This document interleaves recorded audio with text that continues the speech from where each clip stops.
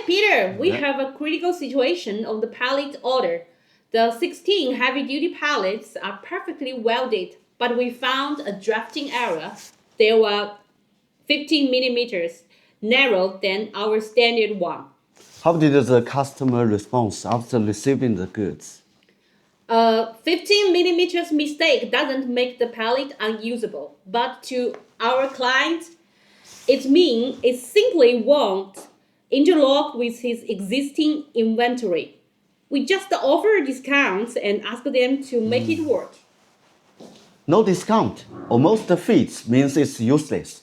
If it doesn't interlock with the existing fleet, it's a logistical nightmare. In this industry, 15 million meters is the difference between a working system and a scraper metal. Scraper them all. We absorb the €2,000 loss.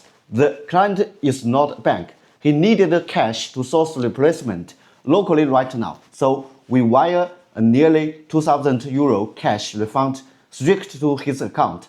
No excuse, no further credits. In this industry, you don't just pay for steel, you pay for a partner who takes the bullet when the things go wrong. If your supplier won't do the same, then you are gambling with your supply chain.